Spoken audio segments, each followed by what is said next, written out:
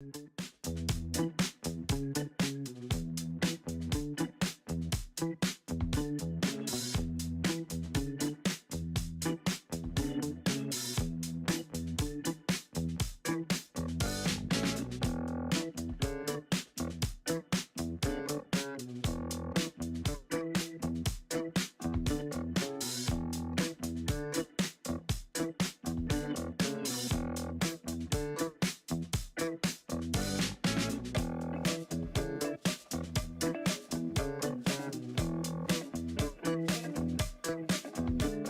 soothing funk music of whatever this background track is lets us know that it's a Thursday afternoon, and that can mean only one thing. It's the Alter Live Show. Hello, Maeve. How are you? I'm great. How are you? I'm good. We're going to go to this screen here because that actually gives us a countdown timer. Yeah. My Stream Deck was not set up in the proper way. See, what happened was when I set my Stream Deck up, I hit the stream for Twitch button instead of the stream for Ecamm button. Gotcha. So whatever, you do what you do. The Alter Live Show is going to be starting in a couple of minutes. Maeve, you were recounting to me off camera that allergy season is hitting you fairly hard right now. What is your current regimen of antihistamines? Well, I wake up. I have to maybe blow my nose about 10 times. Oh, yeah. Which is very, attractive, way to start the morning. Oh, yeah. And I take, first I make coffee, and then I get my, little allergy pill and take it with my coffee, and then we're good for a few hours, and then kind of the whole cycle, the nose blowing cycle starts up again. Cool. Yeah. Is it Spring has sprung. Is it tree pollen or is it grass pollen? What are you allergic to? I think it's the tree pollen. Okay. That's what I'm going with. That's what I've been going with for the past, decade or so. But I don't know for sure. Luckily, it doesn't hinder me too much. It's just if I'm on top of the meds and, blowing my nose, we're good. Right. But yeah. Right. Not fun. I feel that as well. If I start sucking on a Ricola here pretty soon, then just know that it's right here, and it's allergies in Florida are like a year-long thing up until they stop in November, and then they start back up in February, so I get about a month and a half of reprieve. But oh jeez, what are you gonna do? We're not here to talk about allergies, unfortunately. We are here to talk about our recommendations as part of the pre-show here. And last week Maeve gave us the recommendation of, oh my gosh, was it the website? Yeah, it was the Letterboxd. Yeah, and which was a fantastic website, and I really appreciate that. I went on a search through some well-known movies and some well-known actors just to get some of the reviews there, and most of the stuff was vile and heinous, and I laughed so hard. Yes, It was a living TikTok. Laugh. It was a living TikTok video. That's what it was. But today is my turn for a recommendation, and this one's going to be short and sweet. It's sitting right here in my Christmas mug that we still have not put away our Christmas mugs yet. This one says his. I don't know. You probably can't see it. Maybe not quite. Yeah, it's okay. Trust me, it says his. For me, because my wife has one that says hers. Cute. Hey, we are cute. We're the best. I don't mean that. Well, she's the best. Anyway, in the course of my life, I have always been a black coffee drinker. Always. God made coffee to be black, and that's how we wanted it to be drank. And I remember even when I was 2 and 3 years old, my mom would, maybe 3 and 4, she would leave. So she'd drink a cup of coffee in the morning. She'd read the paper, and then she'd get us going to school or whatever we were doing. And then occasionally she would leave this much coffee, like a third of a cup or a half of a cup or a quarter of a cup. And it would just sit out and it would get cold. And I would crawl up on the counter or the table and I would drink some of it. And sometimes I liked it. Sometimes I thought it was disgusting. And then I grew up. Well, I turned 16, and all of a sudden I developed a taste for coffee. And so I was making black coffee, black as the night, and I still like that coffee. However, I have found that I love today, for the last couple of months, really. Okay. I'll drink maybe 3 cups of coffee a day. I'll drink 2 in the morning, and then I'll drink a half calf in the afternoon just to kind of wind down. And I, in my second and third cups of coffee, have started taking oat milk in it. My Oh, okay. recommendation for everyone is oat milk, and let me tell you why. There's three main reasons. Number one, it's delicious, and it has a it. If you like the taste of oatmeal, but don't like the grittiness or the texture, and you kind of just like that feeling of grain or whatever, it's got that Hmm. real earthy. So you mix the coffee and then the earthiness of the oat, and it's mwah, chef's kiss. So that's number one. Number two, it is very low fat. You can get most oat milk by itself is very low fat and surprisingly low in carbs. Usually has no sugar if you get the unflavored. So it's really just a bunch of crushed oats and then assorted, little phosphates or whatever they put in there to make sure it Hmm. doesn't clump. So low fat, low in carbs, unless you want to get like the full fat version, which is where they like add cream to make it appear.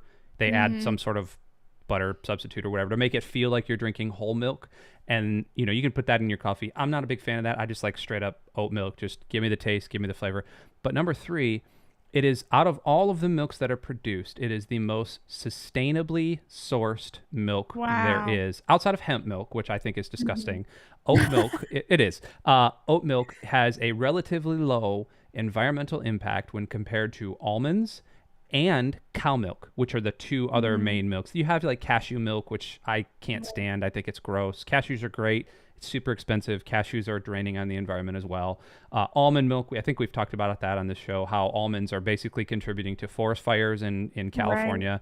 And cow milk, humans are not supposed to drink cow milk because we're the only animal that drinks the milk of another animal. Uh, which is true. Think about it. And our bodies, most of us are lactose intolerant, even either Mhm. mildly or, yes, cheese is delicious. I understand. Yes, ice cream is one of my bugaboos, but oat milk is kind of this perfect combination of all of the things. And so I've started putting about this much oat milk, which is like 15 calories of oat milk, in my Hmm. cup for my second and third cups of coffee. I'll put it in there and then I'll make the coffee, and there you go. Delish. Oat milk. That's Andy's recommendation for the day. What do I you love it. do? You take cream in your coffee? I do. I do a little bit of light cream. Hmm. I like an Americano, so Oh, I just okay. do a little bit of light cream. I have had oat milk. I do like it. I mean all the times I'd have it, like I don't it wasn't something we would buy, but it was always something that, if I was out and at a fun coffee shop, I'd get some oat milk. It's really good with matcha. Oh yeah, Yeah, that's really good. it's really good It with has chai too. Oh, yeah, I Yeah, bet. Yeah. So yeah, I like plant-based milks. I've only had almond and oat. I haven't had cashew. I don't really like cashews, so that doesn't sound appealing. And I it's haven't had hemp either. hemp milk's fine. Hemp milk feels a little stringy to me, and No. I mean, it is. You know how you can just Yeah. like the word stringy. Stringy. You kind of get it. Yeah. And then cashew milk is just like I don't. It's overly creamy and overly Okay. buttery and just it's like you're just Yeah. drinking butter. It feels like. Yeah. I remember I worked at a coffee shop for a summer and people would want like an almond milk or an oat milk latte and trying to froth that milk. Oh, it's awful. You could do it, but it wasn't you couldn't get the pretty latte art No, from no, no. You need it. It the was milk. like So I basically remember just being like, yeah, so on that side of things, I remember being like, "Oh my god, guys." It's like these but I hipsters get it. asking for their oat milk Americanos. Exactly. But I get it. Like on the preparation side, it can be hard, but on like the digesting side, I definitely see the benefits. And the environmental sustainability of oats. Yes. There we go. Ding. There we Speaking of go. environmental sustainability, I don't know what that has to do. We're going to talk about the. Love this segue. Yeah, I'm trying here. We're going to talk about the environment of Alter Live and security today. So, That was good. just you see what I did there? Yeah, that was good. Typically, what happens in Ultra Live events and Ultra Live meetings and Ultra Live tables and rooms and lobbies is that we gather a bunch of people together and we trust and hope and pray that they're all going to be nice people, Yes. and even our anonymous users are going to be great. But there is a proliferation of security things that happen across the Mhm. internet, and So Maeve and I today wanted to talk a little bit about the big picture of how we here at Altar Live Right. ensure your security, but also that you can beef up your security on your stream so that you can Mhm. really have a good, successful, safe stream or event or meeting,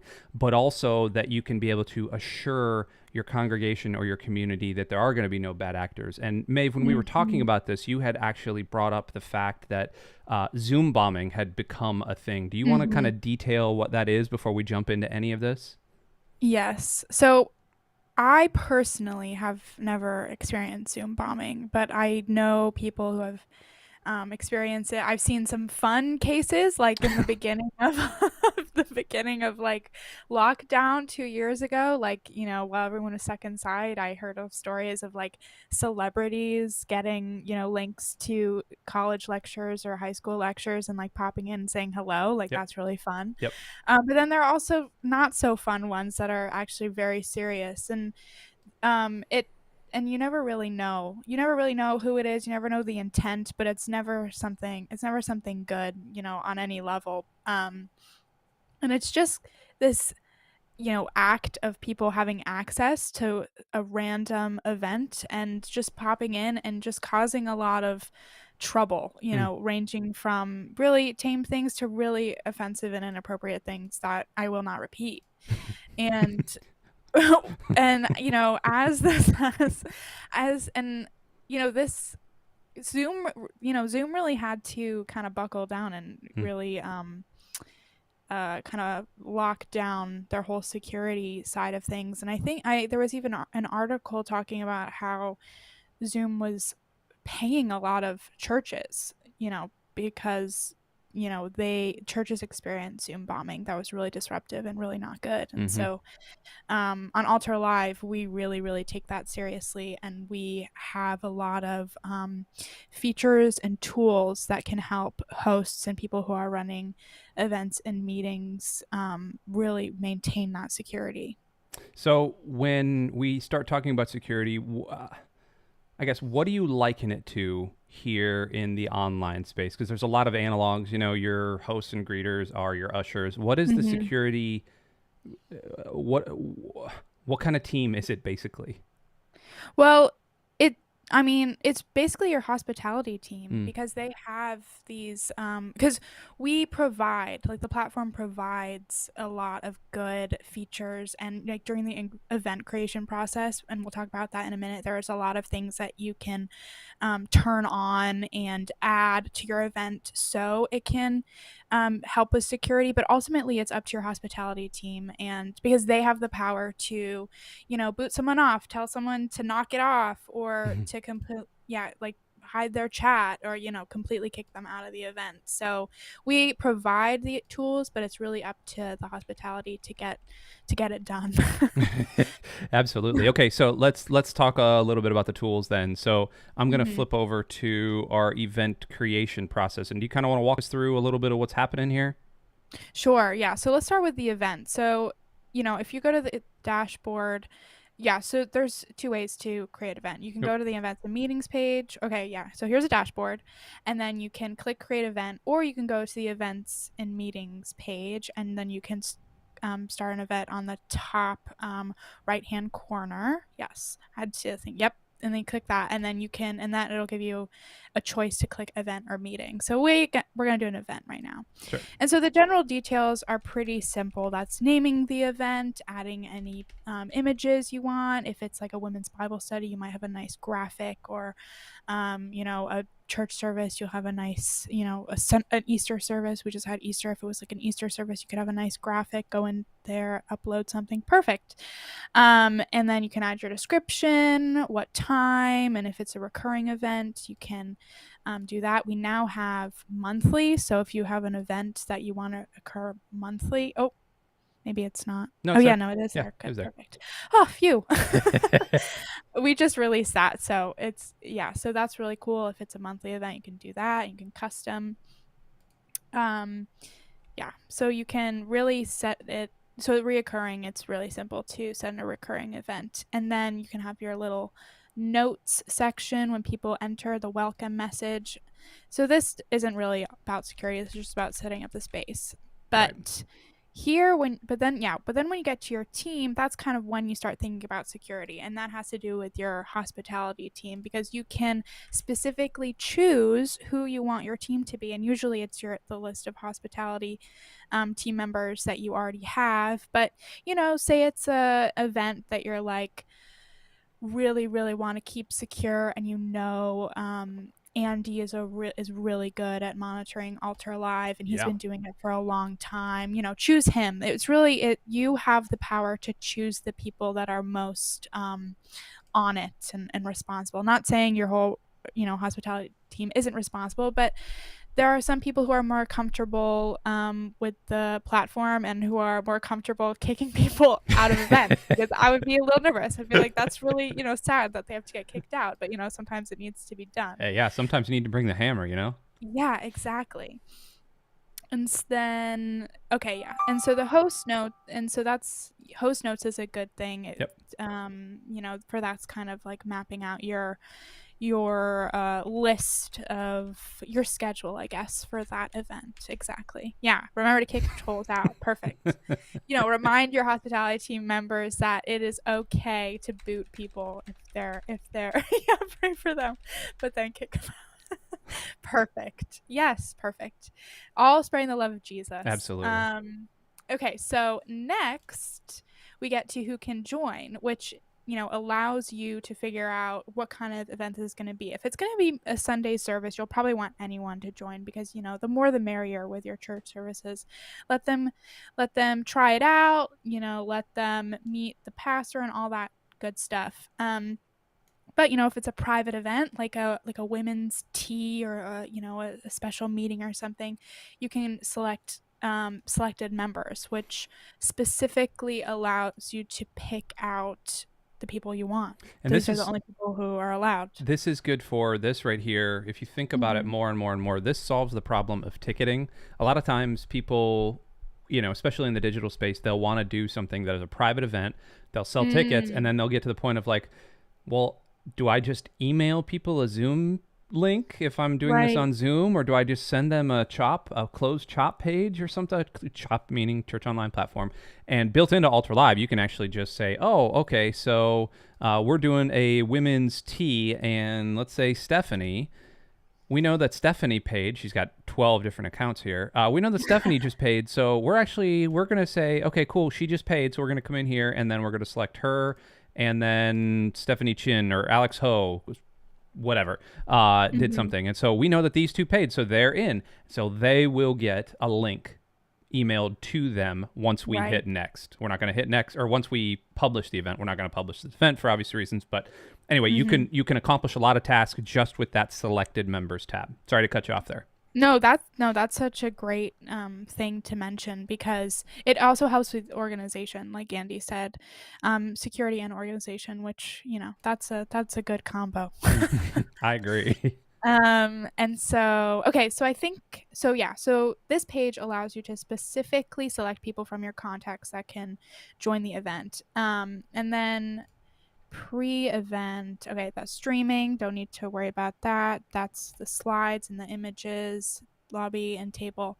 So for this side, for after who can join, the rest is more of like designing the event space. Right. So the next thing you'd want to talk about is the kind of people you'll see attending your event. So I'm gonna close out of this just to make sure, and then I'm gonna go to an actual event that is ongoing here.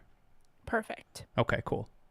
Perfect. So the kinds of people you'll see at your event, you'll either see an anonymous user or a logged in user. Right. And first, an anonymous user are people who join an event, but they're not logged in and they haven't signed up for an Alter Live account, and which you can do that, which I think is really great, because it allows people to kind of be a little bit of a fly on the wall, trying out a church service or an event without having kind of that right away commitment of giving away all your information, even though Alter Live's a very safe space to give your information. Um, and so you can tell that someone is an anonymous user. They'll be assigned the title visitor plus a 4-digit number. So this is new. Originally, you'd kind of get like a menagerie of creatures, of like a pink turtle and I like that orange menagerie. That's good. an orange raccoon. But Here, we've kind of changed it to visitor because that's what they are. We're not having a zoo here on Ultra we Live. bought a zoo. So now look, we have teal dove Oh here. well, right now it is. Yeah, Okay. we haven't switched that over yet. That's coming. Yeah, that's coming.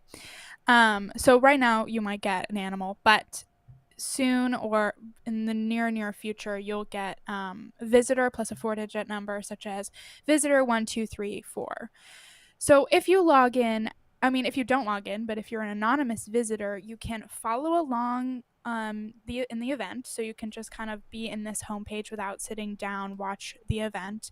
Change your screen name if you're like, I am not a teal dove. My name is Maeve. I want people to know that, even though I'm not a member of your church. You can do that.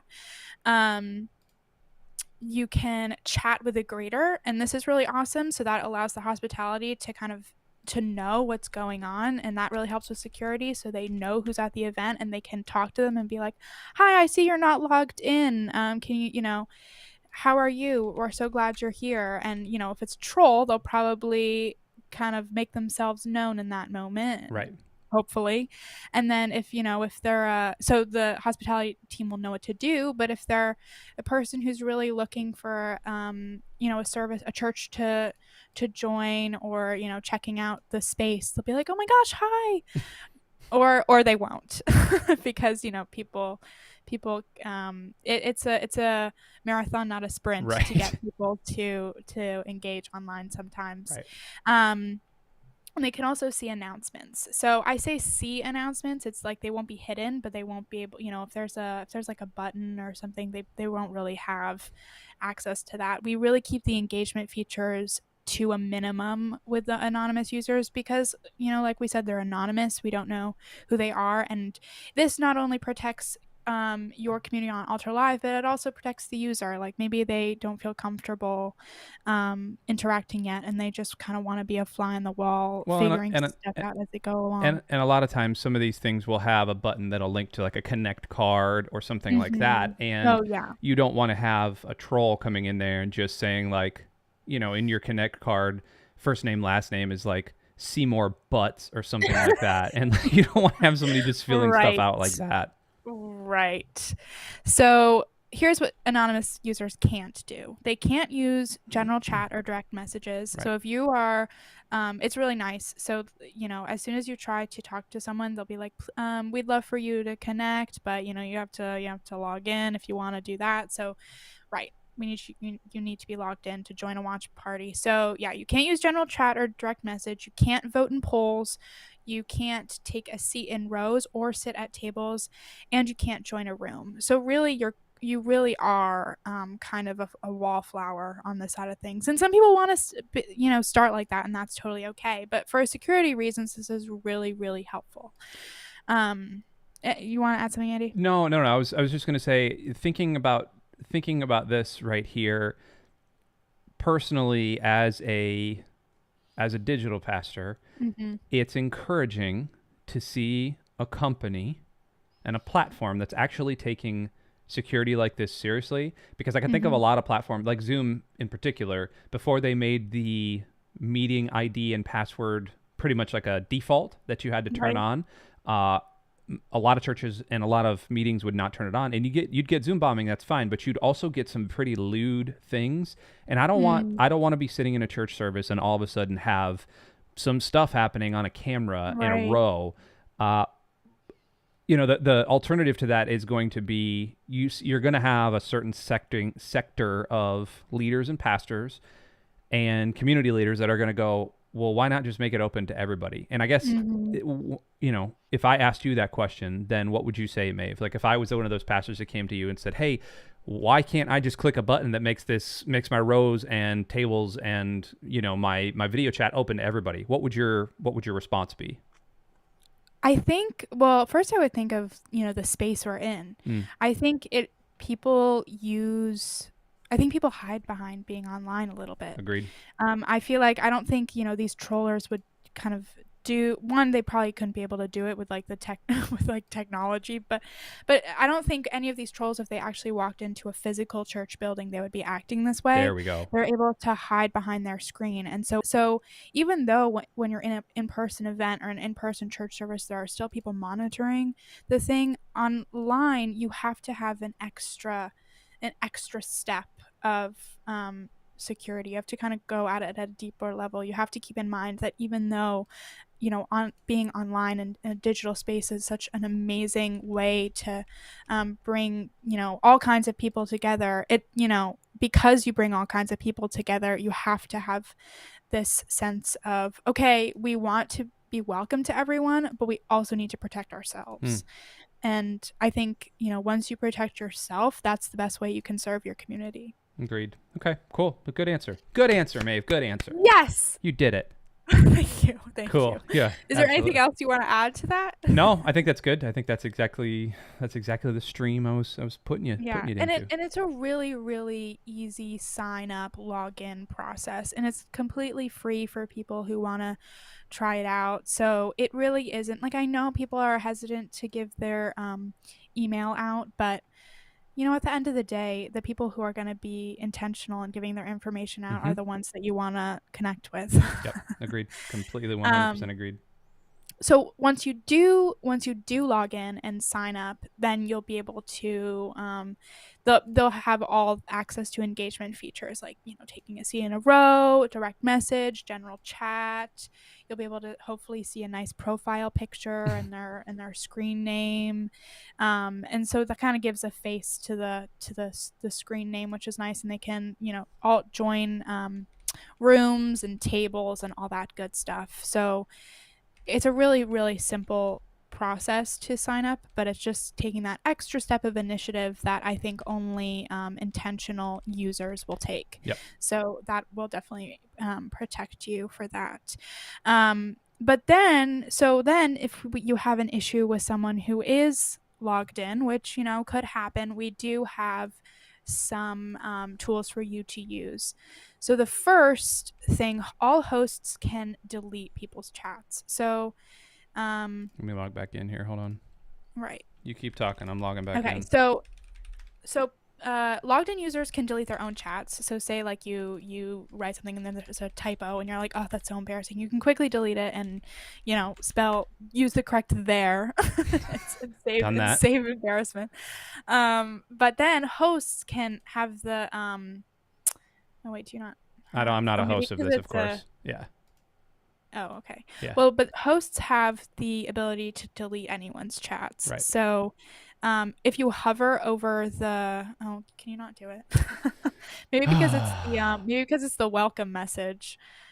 Here, maybe. Hold on. Let me figure this out here. We're gonna figure this out live. Hold on. Okay. alterlive.com. Let me go log into my thing. Let me go to the event. Where are we? What are we called? We're called Faith Community. Yeah, there we go. And we're gonna go to the events. We're gonna go to the edit the events. We're gonna go to the team.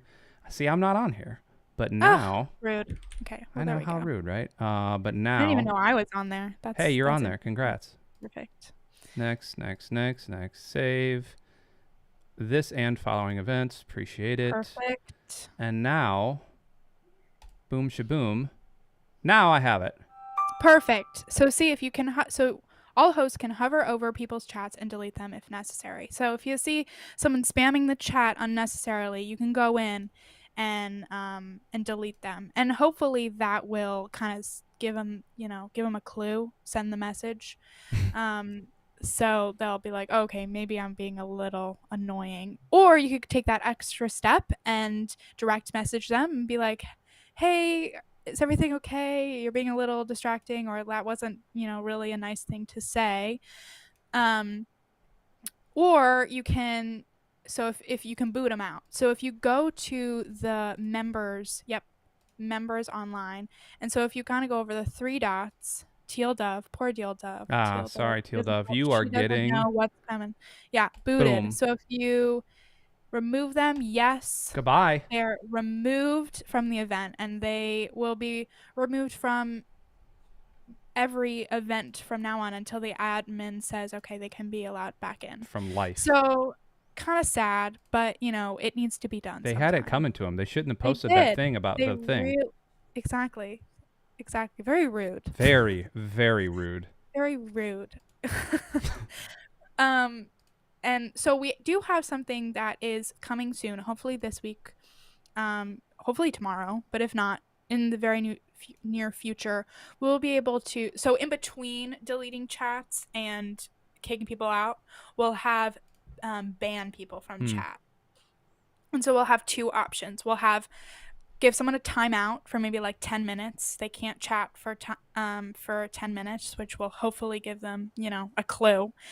But if they don't, if they don't get the message, you can ban a user from chat. So they'll still be able to be in the event. They'll still be able to be a part of your worship service, accept the Lord, hopefully.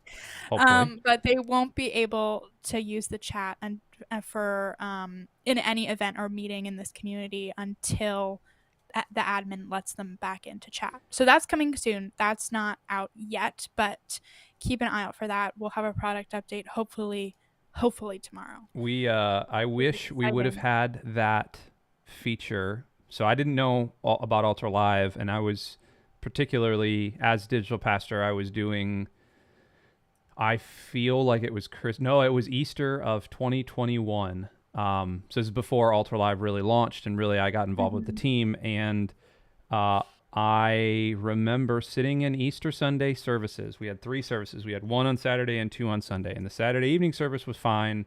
We had 500 or 600 people join. It was awesome. The Sunday morning services, however, we had probably 3,000 to 4,000 people logging in. Oh, wow. And there was no moderation tools built into the platform we were using. And we kept getting blown up by Russian hackers. Because it was literally like an.54.ru, which means Russia. And then they would be putting in some very lewd and lascivious links, and the only thing we could do was delete. We couldn't ban the user. The only thing we could do was delete the thing. And so here we are. We've got 4,000 or 5,000 people, and I guess we had enough to where the hacker, we drew whatever bot was monitoring that area of YouTube and that area of Church Online platform, and we got lit up, and it was hysterical. It was me and 2 other hosts, and we were just like furious, like, okay, you get the top one, okay, go delete, okay, go delete, and we're like clicking all the buttons, like, okay, you Austin, you get that one, okay, Chris, you get that one, and it was just boom, boom, boom, boom, boom, boom, just kept going and kept going for like 2 hours. It was like playing a video game. So the fact that we have like the perma ban feature built in, good on you, Altar Live. Good on you. I like the timeout. I like the timeout feature. How you can give them, all right, 10 minutes in the corner, 10 minutes on the think about on the what you've done. Think about what you've done, and then you face the wall. Yep. Yeah. Don't talk to me. Don't look at me. Exactly. But yeah, I like how they're, they have, it's almost like when you're in elementary school and like you're in the green, but then if you do something bad, you're in the yellow. Yep. Oh no, red, call home to mom. Yep. Who knows what comes after that? I don't want to know. Mom can get angry. Exactly. That's the scariest one. Yeah, I agree. We really kind of take security. We really value security, and we kind of give you those tools. And it's not like one harsh thing. It like helps you lead up to it, so you can really figure out, like, resolve the situation before quickly booting them off, because who knows, maybe this person really, and I mean, they probably do really need Jesus, and maybe you are the one to show them Jesus. I just like to think of it that way, bring it all back, it all back. That's good. Spreading the love of that's God. your heart for ministry, Maeve. I appreciate that in you. Thank you. Yeah. You like to see the good in people. Witness to the hackers, right? Yeah. The trolls, right? Yeah. Most of them are bots, but who cares? Yeah, well. Fair enough. And just to remember, on Altar Live, there are no bots, because there's always a face behind the screen name. Wow, way to bring that one around. Look at you. Marketing 101 right there. Keep it simple, stupid. Better and better. Absolutely. I'm here for the rest of the week, but don't contact me on Saturday. I will be logged off. What about meetings, real quick, for in the couple minutes we have left Oh, here? yes. Yes. So meetings very, very similar to the event creation process. So you can do the who can join and the anyone can join section, which it just works exactly like the event creation process. But what's awesome is that you can lock a meeting, so which the hosts have to grant permission to enter, but you have to log in to join a meeting. So even if you are like a friend of a friend of a friend who got invited to this church meeting, and you've never logged in before, even though, anyone can join, you still have to log in with like some sort of information because, you'll immediately go into the meeting room. It's not like you can be a fly on the wall for this one. So, which is awesome because I was, as I was prepping for this episode, I was just kind of playing around, just making sure we got everything. And I kind of was going in incognito mode, like pretending I didn't have an account. And there was like really, really You're a like spy spy. mission. Yeah. Exactly. And I couldn't exactly remember. I was like, okay, just need to refresh this because I'm always logging in and it's easy for me because, and they would not, they would not let me in. I like had to give my email. It's just like a really good level of security, which is awesome. And on top of that, you can lock your meeting, you can select certain people, a great idea for like a ticketing purpose, an organization purpose, but also just that extra level of security. So meetings are like real deal heavy duty lock and key situation, which is good. Absolutely. I like that. And I like the fact that I'm sure there's going to be some people that'll raise a stink over that because in Zoom, you don't have to log into anything. But the the different idea that you have to wrap your head around with this is that Zoom is not trying to be an all-in-one community. Zoom is simply a tool of, it's a third-party tool for your community, whereas Ultra Live is the home for the community. And so you want to know the people that are in your community, even if it's just with a passing, like here's a name and an email address or some weird phone number. Doesn't matter. It could be fake. Who cares? But the fact that people are joining that community means that you want to know just a little bit more about them. And so if you ever have anybody that comes to you and says, well, I don't have to log in with Zoom. I don't have to log in with Google Meeting or what is it called now? Google Meet, whatever. I don't know. Google Hangouts. Sorry if you can hear my dog. Hey, they're part of the family. They're part of the community too. But he's securing my house by talking to evil squirrels. And aren't you wishing that the squirrels would log in too? No, but the idea then that those services don't make you log in is true. But that's when you just tell people, yeah, we understand that, but we're trying to have you be part of our community. We want to know you. So just a name and an email address, and then you're in. And you don't have to download anything like with Zoom or with Google Hangouts. You don't have to download anything to your computer. You don't have to download a client. It all runs right in your browser. It's all perfectly simple and perfectly safe. Simple. Absolutely. So simple. What else, Maeve? Did we miss anything here? I think we're good. We're at the end of our little rundown here. We're at the end of the road. In terms of security, a brief question here. What do you think? What's a feature that you would like to see in the future? Is there anything that comes to mind? Oh gosh. I know I'm putting you on the spot. Yeah. I want to say no because like I feel like we're really we really got it. I agree. We really got it down. I agree. I think that's this isn't me being like, being fed like an ad yeah. so I can, No, I like going through this, I was like I was almost surprised a little bit. I was like, oh, that's awesome that they can't do this and they can't do that if they're not logged in. So it's really good. If you think of any, let us know in the chat, in the comments. We would love to hear it because we love hearing your guys' opinions and thoughts and how we can improve this platform. Absolutely.